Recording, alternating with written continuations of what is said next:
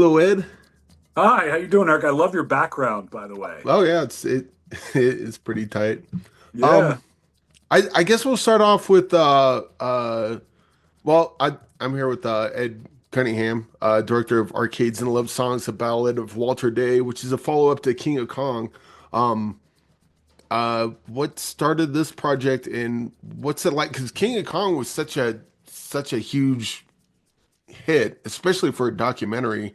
Uh, What was it like or what started this project and what's it like kind of following that up? Because that's such a giant bar to clear.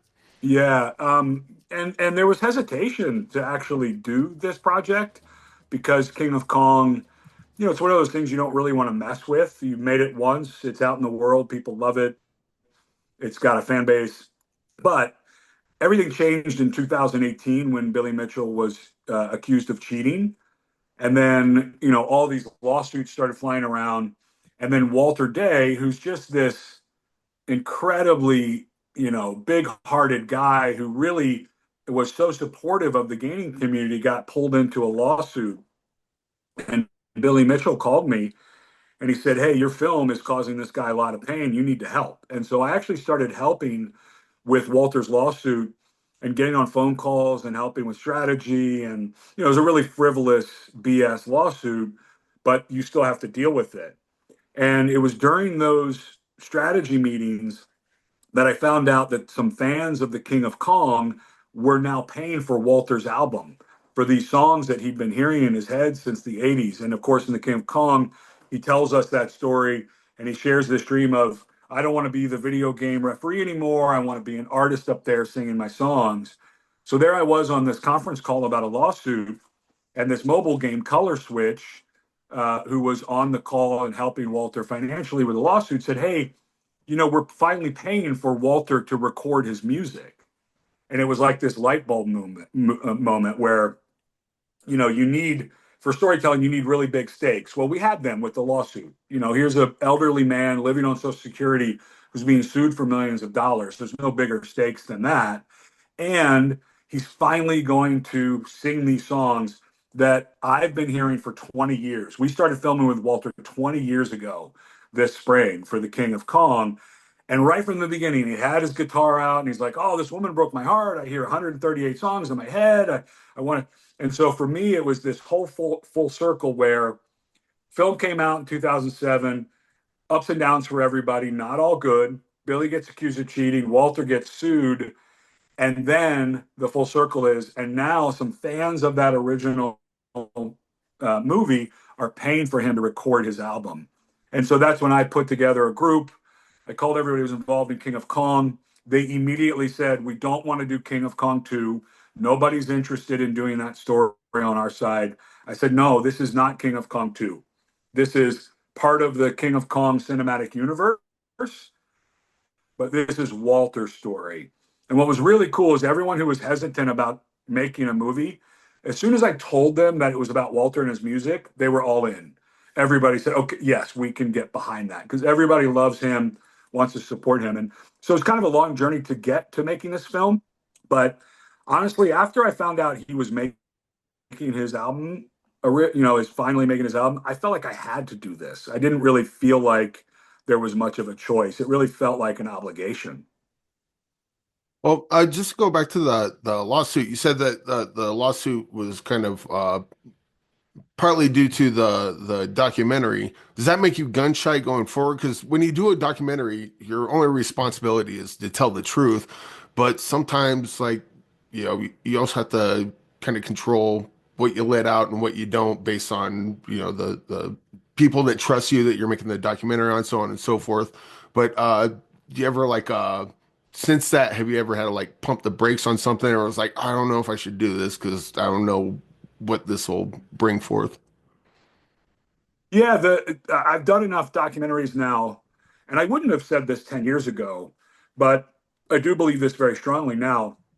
You're responsible for what you put out in the world and how it impacts people.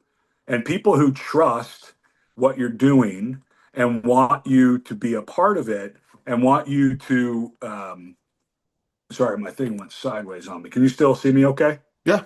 Okay. Um, But you really are responsible for what happens after a film comes out in these people's lives.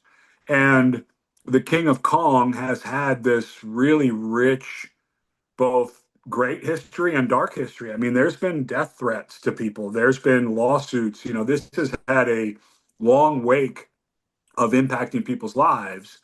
And so, yes, I do have hesitation sometimes about, should we do this? Should we not do this? But the only time that I will really feel like I shouldn't do it is if, it's going to ruin someone's life or it's going to put someone's life in danger. Um, as long as we are honest and truthful and tell the story in a compelling and honest way, I feel confident, and also just taking the responsibility that, okay, I'm going to make this movie about someone. Now I'm also responsible for how that person has to deal with the fact that there's a movie made for them. We talk at length now with the people that are in our movies. Okay, we're making this movie, and when it comes out, you're going to have people who want to get to know you. There may be some bad actors who come and want to take advantage of you. And so, what my policy now is, if I'm working with people or I have worked with people, if they call my cell phone, I always pick it up. If they have questions, if they need input. So, it's really about taking responsibility for what you make and what you put out in the world. And before you go to do that, having very direct and honest conversations with people that, hey, here's what can happen, here's what typically happens, and it will change your life. Having a movie made that you're in or a big part of, it's going to change your life. And so you have to choose if you're okay with that. And luckily for me, because of my history, I can just show them our other films and say, hey, go watch this movie or this movie, and you'll get an idea of how we handle people's stories. And fortunately, we've done a good job of it. We've always been very empathetic and compassionate for people when we're telling their stories. And so, any hesitation, once they see one of our movies, they almost always say yes. Yeah.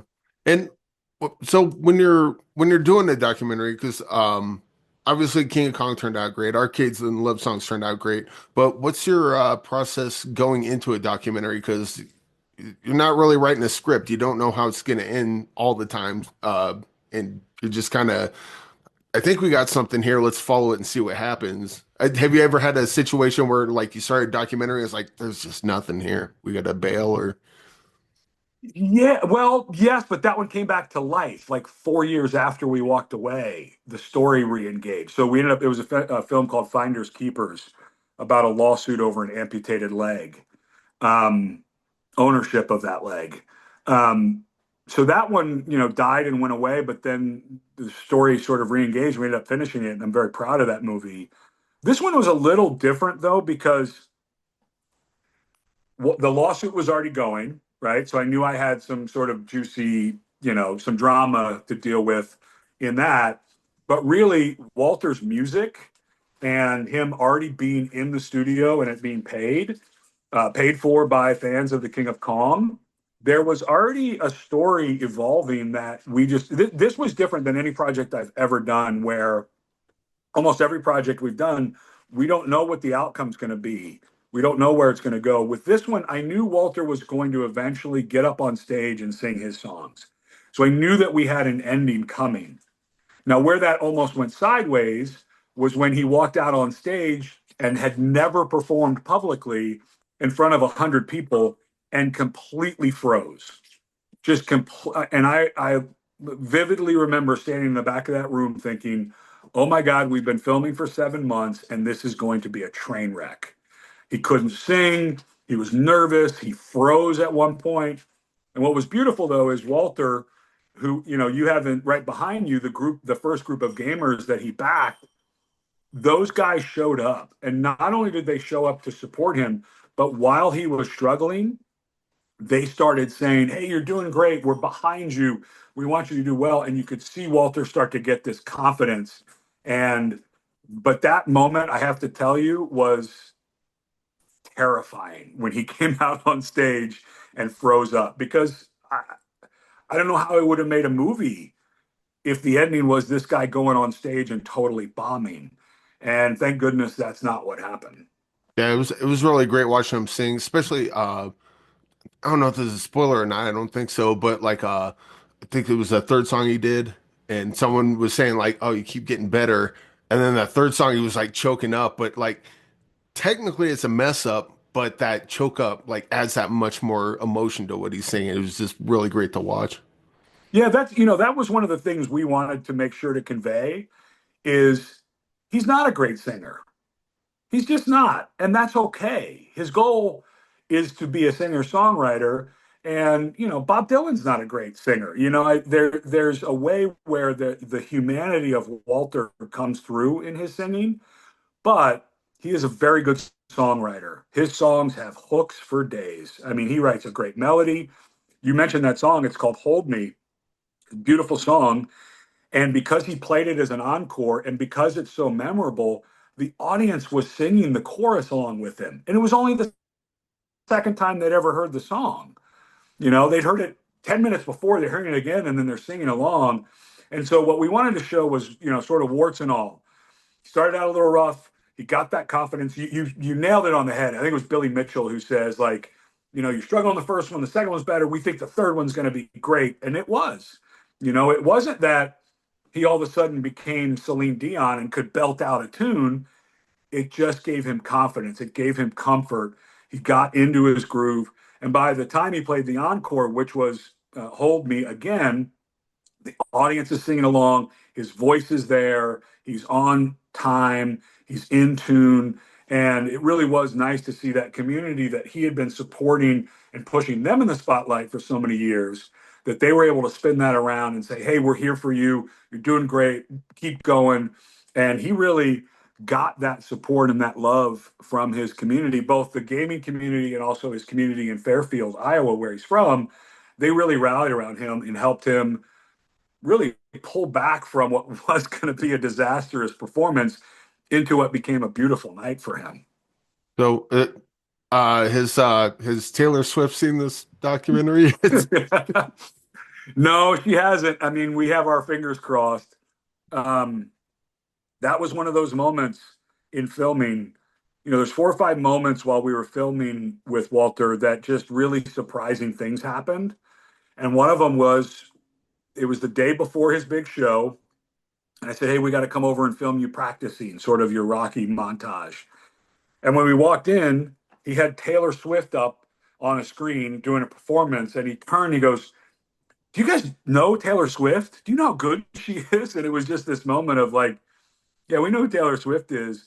But it was so cool because he finally found himself where he had to finish these songs. They couldn't just be these like ideas in his head. He had to get set down, write out the lyrics, make sure they worked. And who he turned to was Taylor Swift. He got his inspiration from her. And it was really incredible and just really organic that she ends up being a muse. The woman who broke his heart is sort of muse number one, and we see Taylor as muse number two. We have two muses in this film, but it was just really sweet and touching that this mid 70-year-old guy who wants to be a singer songwriter found Taylor Swift. It was almost like this new discovery for him that Taylor Swift was this great artist. But I have my hopes. I think she'll like it. Well, that'd be nice to maybe they collaborate, and then you could just kind of add that as a little exclamation point at the end of this. Yeah. But if I get this right, the Arcades and Love Songs, The Ballad of Walter Day has the LA premiere at TCL Chinese Theater on April 17th. Yeah, And we're going to do a double bill with the King of Kong on the 17th, and then it plays the 18th through the 21st at I, TCL. And you can go to arcadesandlovesongs.com. And that's where you can get the tickets. And also that's where we'll update when new theaters come on as well. all right. And is Walter Day going to be there? Maybe play a song or two? Uh, Well, he will be there. Billy Mitchell, Walter, Steve Sanders, a bunch of people from the film will be there. So it'll be a good night for everyone. We haven't figured out really. We're actually working on a record contract for him right now. We have a record label that wants music out, so that'll be the next big step. And right now, we're just supporting the film. We found it kind of hard to put together musical performances because you're in a theater, everybody wants to do a Q&A. So we haven't set up a performance for him yet, but we're hopeful that we'll have a record label putting out his music in May. All right. And we'll just leave it with this. Want to get a movie recommendation from you. A movie that you like or maybe that's personal to you that not a lot of people talk about that you think more people should see. One, it's a movie that stuck with me because we watched it while we were editing King of Kong. It's called Pumping Iron, which is Arnold Schwarzenegger when he was a bodybuilder going against Lou Ferrigno, who became the Hulk on TV. But that's one of the best documentaries I've ever seen. It's so brilliantly made, it's so brilliantly told. It's a very modern film for when it was shot. Documentaries back then could be really pedantic and sort of slow. And the filmmakers just did an incredible job of doing a really nice narrative structure. And if you want to watch, if you're a King of Kong fan, go watch Pumping Iron, and you're going to see how much of an influence that had on how we edited King of Kong. All right. Well, Ed, thanks for joining me. And yeah, it was a really cool documentary, really sweet, touching, and I hope it does as well as King of Kong, maybe even better. We'll see Thanks, what Eric. happens. I appreciate it. All right. Thank you much. Hey guys, thanks so much for watching this video. For more movie and television reviews and interviews, please subscribe to my Deepest Dream channel. Like, comment, share, subscribe. And as always, thanks so much for your support. Take care.